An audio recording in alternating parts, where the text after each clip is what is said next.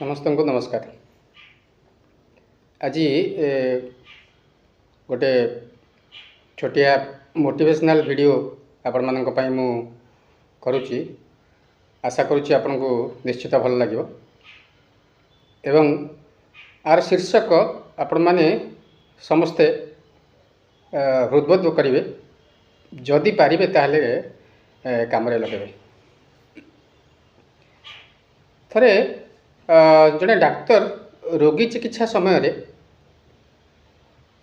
रोगी चिकित्सा करती रेगुलर से चिकित्सा करने समय किसी तांकर रोगी थिले तांको संपर्क आसते जो रोगी माने निशा सेवन करती अर्थात माने से माने अल्कोहल सेवन करती तो सी चिकित्सा करने सहित से रोगी को से मद्यप रोगी को परामर्श भी देले।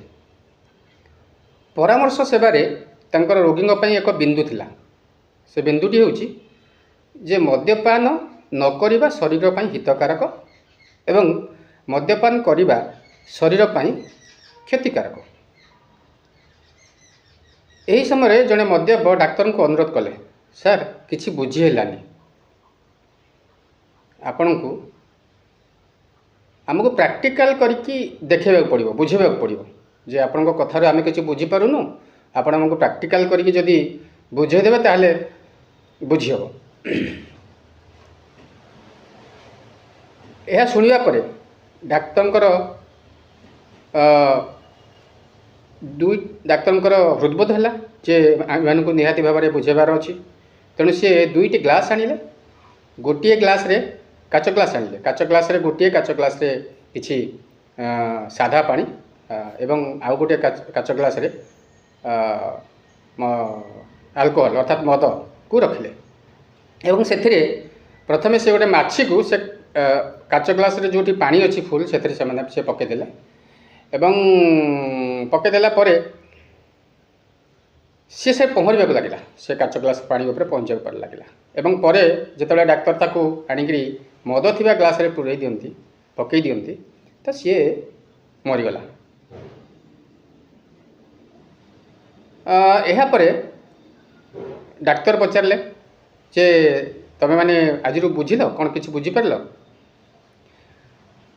जड़े सदस्य कहले हाँ आज्ञा मु बुझीगली ना कौन ना मद पीवा द्वारा आम शरीर भितर जो कीड़ा पोकजोक कुर्मी ये सब था से माने मरी जाती। तेणु कथार अच्छी चेई शोथो जी ताकू बुझेब किए एवं जदि प्रकृत में आमे कौन मोर बुझीबार तरीका बा शैली जदि मु मद पीवा पॉजिटिव रे नौची ताले मु निश्चित तार से पॉजिटिवटा काढ़ी एवं से हिसाब से कहले। तेणु आशा करुँची आपण मान भिडियोटी निश्चित भाव में भल लगे एवं आर शीर्षक को आपण जो शीर्ष बिंदुटी को आपण काम लगेबे एवं गोटे कथा आपण मान को कहबी जे सदाबले मन रखंतु जीवन रे जे कौनसी आबनर्माल जिनस नॉर्मल रु बाहर जोटाक साधारण आम जीवन परिचर्या भितर व्यवहार करूँ ताठू बाहर से कौनसी प्रकार निशा द्रव्य हो, कौनसी प्रकार पान गुटका अल्कोहल किंबा गंजा गंजेई बा जहाँ भी हो जेकोसी निशा द्रव्य हो यहाँ शरीर पर सदाबले क्षतिकारक कहीं ये शरीर में गोटे खराब प्रभाव पकई था एवं से खराब प्रभाव द्वारा आमर शरीर विभिन्न अंग प्रत्यंग बेले बेले बहुत अंग भी फेलियर होगा बसे जहाँफल कि आम गोटे साधारण जीवन जीवारे आम कष्ट अनुभव करूँ।